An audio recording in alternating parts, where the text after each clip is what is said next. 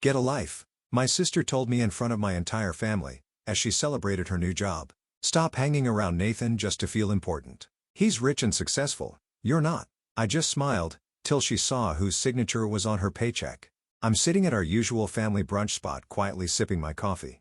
My sister Sierra can't resist the spotlight. She launches into a story about her fabulous job at an accounting firm, or at least she used to have it. Then she glances my way. Crazy how Naomi still doesn't have a real job, she says, half laughing, half serious. My heart does a tiny lurch, but I keep my face calm. Mom scolds her. Sierra, stop. You know that's uncalled for. Sierra shrugs, turning the conversation back to herself. She's always been like this. Bold, charming, proud. I stay quiet as usual. Dad tries to change the subject, but Sierra's smirk lingers. I feel Mom's hand squeeze mine under the table. I force a small smile. Nobody knows about my real work except for a few close friends. I've chosen anonymity because attention never felt comfortable. Sierra keeps talking, describing her job search. She insists she'll find something big soon.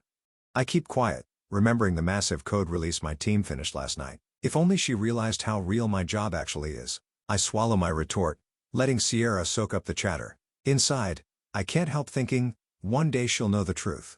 I wasn't always this quiet. As a kid, I spoke up with ideas, but Sierra's voice boomed louder in every room. We both got love from our parents. Mom cheered for Sierra's dance recitals. Dad praised me whenever I helped fix his old computer. Still, Sierra became the star. Bigger personality, bigger presence.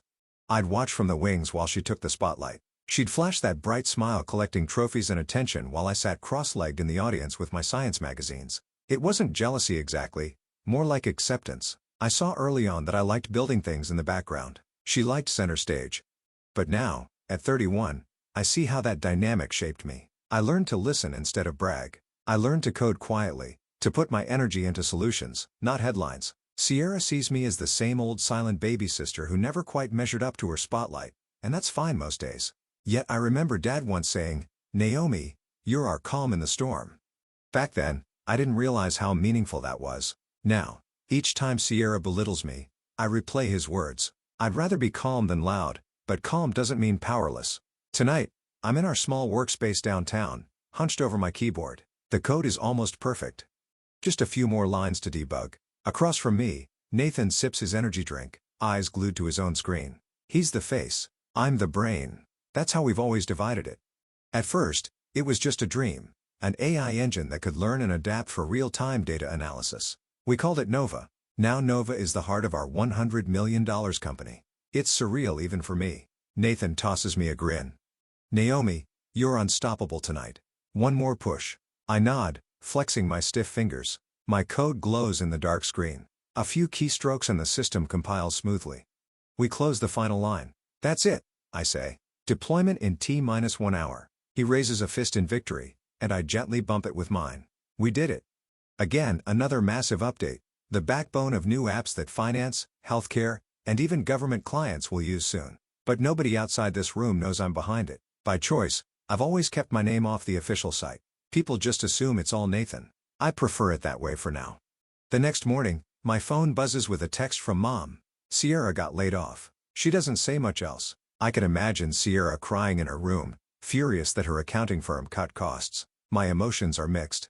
Sierra and I may not see eye to eye, but I hate seeing her in pain. By afternoon, I hear she's already applying everywhere. Then I spot an internal recruiter's post, new accounting positions at Nova Tech. I share a knowing glance with Nathan. He nods. She's good at finance, right? I simply reply, yes, she is. The recruiter offers her an interview. She does well and lands the job. When Sierra walks into our shiny new office tower, she has no idea it's half mine. She's impressed by the modern lounges, gourmet coffee stations, and the huge panoramic view of the city. Her eyes light up like it's some wonderland she stumbled upon. She's told her position reports directly to the CFO, but she's clueless that Nathan and I sign off on final budgets. Ironically, she's about to handle accounts that I helped secure. I watch from a distance, heart pounding a little. She's stepping into my world, and she has no clue. My parents mean everything to me. They've given me unconditional love and quiet understanding since I was small. So I decide to do something extra, something that might make their lives a little sweeter. I set up a thank you fund in the name of a fictional cousin who moved abroad years ago. I drafted a warm letter, praising them for their kindness over the years, saying how their generosity once changed my life. It might be a stretch, but it's true in spirit. Mom and Dad always welcomed everyone with open hearts. I deposit $20,000 each month. Yes, it's a big sum, but it's also a fraction of what I earn now, and I can't think of two people who deserve it more. When I visit on weekends, Dad shows me fresh groceries he's bought to donate to the local food bank. Mom beams telling me how she and her neighbor use that money to start a community garden. They have no idea the money is from me. And I want it that way. They're so happy, so grateful. My heart warms each time I see them flourish in their retirement, paying kindness forward. Every Thursday, I discreetly swing by the finance department to sign off on certain approvals. I stick to the quieter corridors so no one connects the dots. Sierra, working in her cubicle, never sees me. Meanwhile, news spreads that Nathan is single. Sierra's interest is obvious. She whispers to coworkers during coffee breaks, fishing for details. They gush about him, his leadership style, his charm. Then they mention, he's not the only founder, apparently. There's another one, but nobody's ever seen her. This intrigues Sierra. She can't resist a mystery. She jokes with her teammates. Maybe the other founder's a ghost. They laugh. She doesn't realize the ghost is me. Sometimes, I overhear her casual remarks. Nathan's the real star though. She angles for any rumor on his personal life. People feed her glimpses. He's known to be a workaholic. He's super close with the invisible co-founder, and he's never dated anyone from the office. I smirk, hearing these second-hand tidbits. Sierra imagined some glamorous partner or best friend. If only she knew I was the one working late nights with him, building lines of code that shape entire industries. I'm right here, hiding in plain sight. I slip into Nathan's office after hours to finalize a new app update. We review system logs, fix tiny bugs, then share a sigh of relief. The rollout's on schedule. As I step into the hallway, I suddenly see Sierra. She's frozen, staring at me like I just crashed her personal bubble. I can't tell if she's more shocked or suspicious. She blurts out, "What are you doing here?" Her tone is direct, almost accusing. It stings a bit, but I answer quietly, "Just visiting Nathan." Before I can explain further, she scoffs, "Right? I'm sure you're here to, I don't know, flirt your way in or something." I blink, stunned. She thinks I'm chasing Nathan for his success or attention. Typical assumption. In my head, I want to say I literally own half of this company, but I don't. I just offer a tight-lipped smile. Nathan calls out, "Naomi, ready to check the final code?" Sierra's eyes flick between us. She looks almost betrayed. She steps aside, letting me pass. I brush by her, heart thudding. Her look says, "Stay away from him." I return to the server room, realizing we're on the brink of a bigger confrontation. Friday morning, I'm quietly reviewing the finance reports on my laptop at home. A ping from an internal chat catches my attention. It's a snippet from an office gossip channel. "Heard Sierra said Naomi's trying to leech off Nathan. She's not even a real employee. Doesn't she know the difference between a random visitor and actual staff?" I exhale slowly. The jab hurts, but it's typical. Sierra never misses a chance to paint me as someone clinging to others' success. It's almost funny. She's venting about a sister who silently co-founded the entire operation. But I keep my emotions in check. Anger won't help. That evening, I treat myself to a solo dinner at a small Italian place near my apartment. Checking my phone, I see Sierra's latest social media post, a group selfie at a bar, her arm around a friend.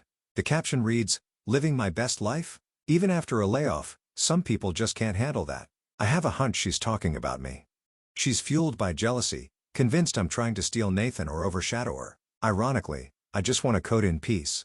I grit my teeth, reminding myself truth has a way of surfacing. I join a virtual board meeting from home. It's about our new philanthropic venture, building a girls' tech hub in Kenya. My heart swells with pride as the board applauds the project's success. I've donated a sizable amount to kick it off. The meeting transitions to finances. They hail Nathan for his leadership, but he quickly credits Nova, our codename for me, for making it possible. I can hear the excitement in people's voices. We owe everything to Nova's generosity. She's unstoppable. I remain silent, watching the grid of faces. They know me only as Nova on official documents. No last name, no press photos, no name plaques. That's been my one request from day one. It's not that I'm shy. I just hate the spotlight. The work itself is my reward. Seeing a group of young girls unboxing their first laptops, that's what lights me up. The board wraps up finalizing more funds. Nathan texts me privately. "They want you at the next event, you know?" I reply, "I know, but not yet." I close my laptop, feeling both relief and a slight pang of fear. Remaining invisible is easier, but I sense that won't last forever. Monday morning, an email chain appears in my inbox. Promotion request, Sierra Sullivan. I pause, reading through the CFO's glowing review of Sierra's performance. She's actually doing well. She identified cost savings, impressed the managers with her drive. I forward it to Nathan with a simple note. She deserves it. He responds, "Are you sure?" I nod to myself. Sierra might have an attitude problem with me, but I won't stand in the way of her career. 2 days later, I see the official announcement. Sierra Sullivan promoted to senior accountant plus a car allowance. Sierra's ecstatic bragging to her friends. Nathan must see my potential. She's probably convinced he has a personal interest in her. It makes me chuckle. In truth, every single promotion must pass my desk. I have final say on budgeting. I'm the one who gave the green light. I watch from my hidden vantage point as the office buzzes about Sierra's sudden rise. She struts around, head held high, as if chosen by destiny. A small part of me is glad she's finally recognized for her talent. Even if she'll never believe it, I want the best for her. That's just who I am. 3 hours into our new AI update, we're flooded with media requests. Nathan sorts them. Tech magazines, business podcasts, a major news network wanting to feature our trailblazing company. One request stands out. A journalist insists on meeting Nova, the rumored female genius behind the scenes. Nathan flags it. They want an exclusive with you. I stare at the email. My skin prickles. I hate interviews. Even in college, I'd cringe during group presentations. The spotlight used to make me want to vanish. I type back to Nathan, "No thanks." He pings me. They're saying it's huge exposure. You sure? I smile to myself. People think publicity is everything, but I've seen how fickle public attention can be. Once the spotlight lands on you, it never fully leaves. I value my privacy more than any headline, so I decline. Nathan sighs in our chat. "Okay. But you know you can't stay invisible forever, right?" I type back, "They'll survive without my face." Then I pause, exhaling. He's probably right. Eventually, the world will find out. But I'm not ready to trade my quiet for that kind of glare. Not yet. When Sierra marches into Nathan's office after hours, I happen to be in the break room, finishing a cup of tea. The walls are thin. I hear bits of the conversation. "I like you," she confesses, voice trembling. My heart seizes up. She's telling him she has feelings. Nathan's reply is gentle but clear. "Sierra, I respect you. You're smart, capable, but I'm not looking for anything." I can almost see her heartbreak. Her voice quivers. Is it because of Naomi? She's always assumed I'm chasing him too. Nathan responds softly. "No. That has nothing to do with it." There's a long silence. Then a door opens. I quietly slip out of sight. Sierra rushes by with tears in her eyes, shoulders tense. She doesn't see me, but I can feel her pain. In that moment, I almost want to comfort her, but I know how she is when she's hurt. She'll lash out, especially at me. It's easier to let her cool off. Alone in the hallway, Nathan shoots me an apologetic look. I just nod. No words needed. We both realize Sierra's pride took a major blow, and I fear she might blame me again. The next few days, there's buzz around the office. Whispers about a second owner get louder. Some employees notice the NT and NS signatures on the quarterly memos. During lunch breaks, a group gathers in the cafeteria. Nathan Taylor's the founder, right? Who's this NS? Are they married? Are they siblings? Are they even real? Speculation runs wild. Sierra's usually the loudest to dismiss rumors. "Please. It's probably just a legal formality," she scoffs. But I see her brow furrow when she spots that mysterious signature on her own paycheck stub. She never bothered looking closely before. Now her curiosity is piqued. I notice subtle changes. She hovers near management offices, listens at the door when the CFO has meetings. She's hungry for answers. Meanwhile, I maintain my routine, reviewing code from home, popping into the building only after hours. My official calendar says consultant. Everyone assumes I'm just a tech vendor. But the rumor mill spins. I sense the tension building like a shaky bridge. Soon, someone's going to connect the dots. And when they do, Sierra's going to be at the epicenter of the shock. Late one afternoon, Sierra sits at her desk, finalizing month-end statements. A coworker grumbles about some new payroll glitch. Sierra logs into the system to check data entries. That's when she spots it. The founder's digital signature scrawled in a corner. It reads, Naomi Sullivan. I hear from a friend in HR that Sierra practically froze. She must have stared at the screen for ages. Then she examined the signature on her own pay stub. There it is again. Naomi Sullivan. Her face apparently turned pale. She whispered, "That can't be right. Is this a glitch?" "That's my sister's name." People around her shrugged. They barely know me. Sierra stands up so fast her chair tips over. She tries to act calm, but everyone senses her unease. She mumbles something about verifying documents, but her voice shakes. I imagine her mind racing. Naomi? The quiet sister with no real job? The one who's always in the background? The same one who's somehow signing corporate memos worth millions of dollars? This is the moment I knew would come. She's starting to piece it all together. My signature is out in plain sight, and now it's a ticking time bomb. Sierra retreats to a conference room, eyes glued to her laptop. She dives into the internal records, searching every mention of Naomi Sullivan. Cross-checking company history. Her hands shake on the keyboard. Fear, confusion, maybe even excitement. She discovers old incorporation documents.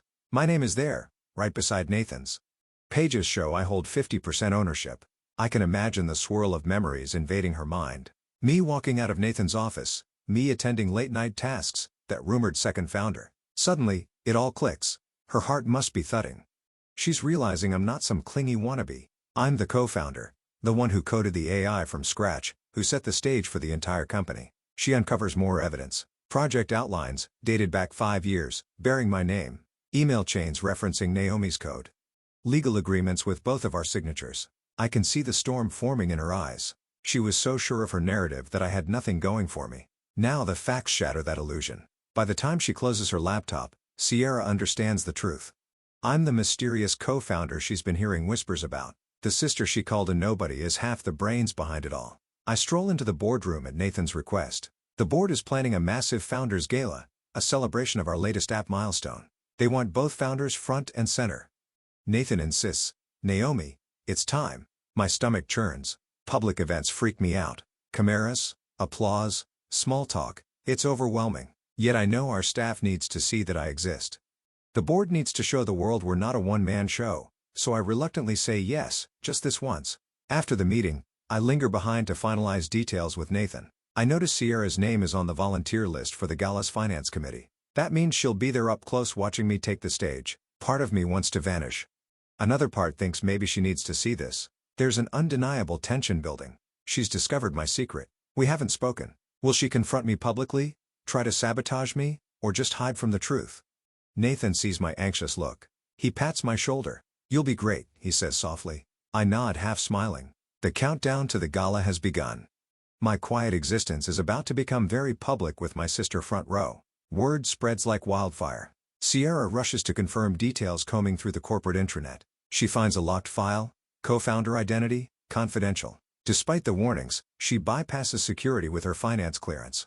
And there it is, my full biography from college to now. Her eyes dart over line after line. Naomi Sullivan, top of her class, specialized in machine learning, co-founded Novatech with Nathan Taylor. She reads the patent registrations or major contracts. Every line proves I'm the quiet architect of this empire. She slumps in her chair, replaying every time she insulted me at family gatherings, every sneer about me being jobless. The weight of her ignorance crushes her. At the same time, she's enraged. Why didn't she tell me? She paces, pounding her fist on the desk. She might be feeling betrayed, humiliated, or both. In that moment, she sees everything differently. Our parents' house, my calm smiles, my silent presence at the office, none of it was laziness. It was deliberate humility. She can't fathom choosing to remain invisible while building a $100 million brand. She logs out, chest heaving. The truth is out and there's no going back. Sierra doesn't come to work the next day. Word is she's homesick. I suspect she's grappling with a storm inside her head. I try to imagine how she's feeling. Stunned, betrayed, embarrassed. All the time she called me a nobody. The jokes at my expense. The disbelief that I could ever match her success. Now the reality is 100 times bigger. I'm not just employed. I'm a tech mogul. One who never flaunted it. I flash back to our childhood. Sierra needed validation. She thrived on applause and trophies. She probably saw my quietness as weakness. Never guessing my self-worth didn't hinge on public praise. I wonder if she hates me now or if she hates herself for being blind. Truth is, I don't want her to feel small. I never wanted a power trip or a revenge moment. I just wanted my work to speak for itself. Still, a knot forms in my stomach. She might lash out at me to salvage her pride, or she might avoid me forever. Either way, the gala looms. She'll see me claim my role, and she'll have to face who I really am and who she really is. The Founders Gala arrives. I slip into a simple black dress. Elegant but understated. My nerves are on edge. I'm used to coding marathons, not glamorous events. But tonight, the world meets the other half of Novatech. Nathan meets me at the entrance. He's wearing a tailored suit, smiling wide. You look great, he says. I manage a shy smile back. The venue sparkles with chandeliers. Tech journalists and influential investors crowd the reception area. Waiters glide by with drinks. The band in the corner plays softly. My heart pounds. I glance around searching for Sierra. She's standing by a corner wearing a crisp navy dress. Her expression is a swirl of shock and nerves. She looks at me as if seeing a ghost. I step onto the stage beside Nathan. As the announcer introduces us, I see Sierra's stunned face in the crowd. Cameras flash everywhere. My name booms over the speakers. Naomi Sullivan, the quiet genius behind our revolutionary AI. Applause thunders. My cheeks burn. I sense Sierra's eyes locked on me. She realizes there's no escaping the truth tonight, and I'm finally stepping out of the shadows. Nathan gently taps his champagne glass, calling the room to attention. Ladies and gentlemen, thank you for supporting Novatech. Tonight, I want to introduce the one person without whom none of this would exist, Naomi Sullivan, my co-founder. Spotlight shift to me. My pulse roars in my ears. I glance at Sierra in the crowd. Her face is pale, eyes wide.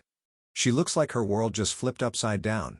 People cheer, stand, clap. Camera snap photos. I manage a quick smile, then step to the mic. Thank you everyone.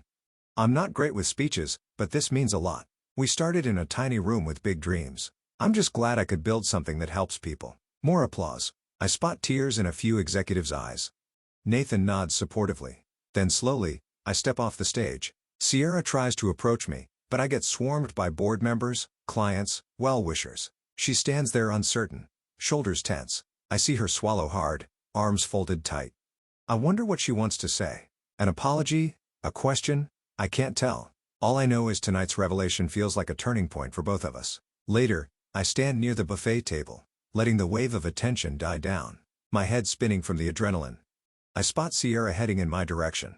My heart clenches, anticipating a confrontation. But the moment she's a few steps away, a group of excited investors sweeps in, wanting to toast the brilliant Naomi. By the time I finish politely chatting, Sierra's gone. She doesn't try again. Instead, she skirts around the room, stealing glances at me from behind clusters of guests. Her expression is a mix of shame and uncertainty. She can't muster the words, and I can't chase her down right now. Deep inside, I do want her to approach me, to finally say something, anything. But maybe she's not ready to face her own guilt. Maybe she can't say I'm sorry tonight. The event ends with a final round of applause. Sierra slips out before I can catch her. I stand alone watching the gold confetti fall, feeling both triumphant and strangely hollow. I told no one about our tension. On paper, I won. But reality isn't that clean. My own sister can't even look me in the eye. And I'm not sure what tomorrow will bring. I get home after midnight, shedding my heels and dress in a weary sigh. My phone buzzes with text after text congratulating me, but there's nothing from Sierra. In bed, I stare at the ceiling, remembering Sierra's hurt eyes. All the years she dominated conversations, bragged about her life, and ridiculed my lack of direction. I was always the shadow. Now she knows the truth and it's huge. Strangely, guilt creeps in. Did I blindside her? Should I have given her a hint? But no, I had reasons for privacy. We're not obligated to broadcast our successes. Yet, I imagine how humiliated she must feel, replaying every cruel remark she ever made about me. I roll over, hugging a pillow. I don't want her to suffer or feel inadequate. She's talented.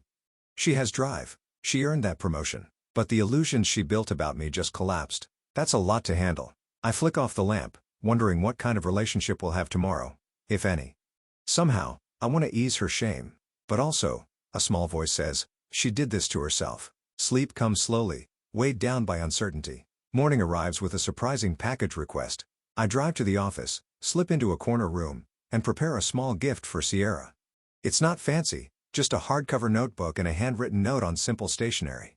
Sierra, thank you for your hard work. You're genuinely good at what you do, and I'm proud you're with us. Naomi. I leave it with the receptionist asking her to deliver it quietly. No fuss, no show. I imagine Sierra opening the box, seeing my neat handwriting. Maybe she'll scoff, or maybe she'll feel relief. I don't need her to grovel. I just want her to know there's no hostility from my side. Later, I asked the CFO about Sierra's performance. He's impressed. She's tenacious, handles budgets well. It confirms what I knew. She's got real skill. She's not just a talker. By noon, I hear she received the box. No reply from her. No text. No email. But that's okay. I exhale feeling a small weight lift. She's my sister, and I do care. If a simple note can open a door, I'm willing to try. Over the next few weeks, subtle changes ripple through the office. Sierra isn't as loud. The bitter jabs vanish. She no longer drops sarcastic remarks about me. It's like she's shedding an old skin. She's even taken on extra tasks, offering to help new hires navigate the finance software. I hear she quietly mentioned to a coworker, Naomi's philanthropic ideas are actually pretty inspiring when asked about the company's charity efforts. That's a 180-degree shift. She suggests a new charity partner for our CSR program, one focused on providing technology education to underprivileged kids. I recognize it as my favorite cause. She's trying to meet me halfway. Meanwhile, I stay in the background, letting her prove herself on her own terms. She doesn't chase Nathan anymore. She's become more focused on her work, less on office gossip. We still haven't talked face-to-face about the big reveal, but every gesture she makes feels like an unspoken apology. I see her resolve to be better, to move past her jealousy. For the first time in years, I sense the possibility of a real bond growing between us, and I find myself hoping it's not too late for that. A month later, I wrap up the final code update in my quiet home office. Checking the charity dashboard, I see new donations streaming in from employees. Sierra's influence, no doubt. I can't help but smile. My phone buzzes. It's Mom and Dad calling just to chat. I hear their laughter, feel their warmth. They still have no idea about the cousin's monthly gift, but they mentioned how they've used more of that money to support local families.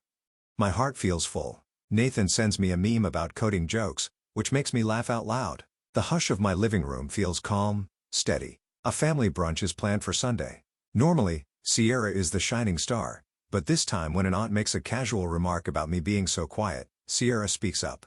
With a small but determined smile, she says, "Actually, Naomi's the smartest person I know, and I wouldn't be where I am without her." No big speech, just a gentle statement of truth. I pretend not to notice how my parents' eyes gleam with pride. Sierra meets my gaze. We share a nod of understanding. In the end, I didn't need revenge or grand confrontation, just the quiet truth and letting it speak for itself.